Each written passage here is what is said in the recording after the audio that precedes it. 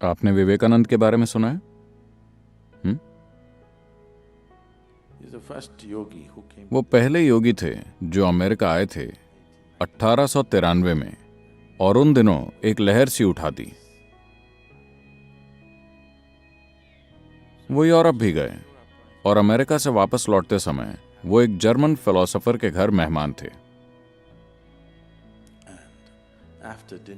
Dinner के बाद वो स्टडी रूम में बैठकर आपस में चर्चा करने लगे। वहां मेज पर 700 पेज की एक बड़ी सी किताब रखी थी। विवेकानंद ने कहा, क्योंकि वो आदमी किताब की बहुत बड़ाई कर रहा था, उन्होंने कहा, क्या आप मुझे 1 घंटे के लिए किताब दे सकते हैं? मैं देखना चाहता हूं कि इसमें क्या है।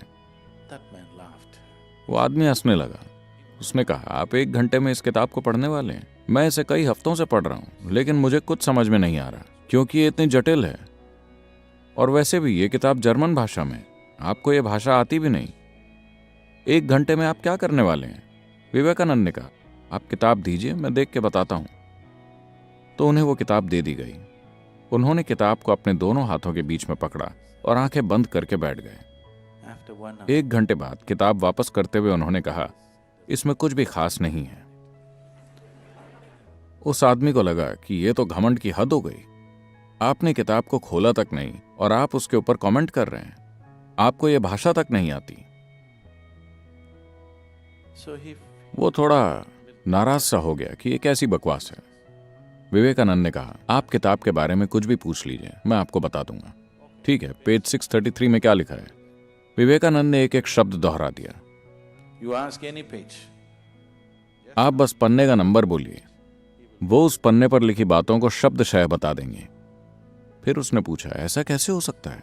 आपने किताब खोली तक नहीं, ऐसा कैसे हो सकता है?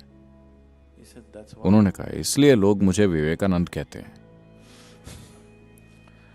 विवेक यानी बोध। उनका नाम नरेंद्र था। उनके गुरु उन्हें विवेकानंद कहते थे क्योंकि उनके बोध की क्षमता ऐसी थी। तो उन्होंने कहा, इसलिए मुझे विवेकानंद कहते हैं। तो जीवन का बोध। आप सारी चीजों को अपने लॉजिकल माइंड में प्रोसेस नहीं कर सकते।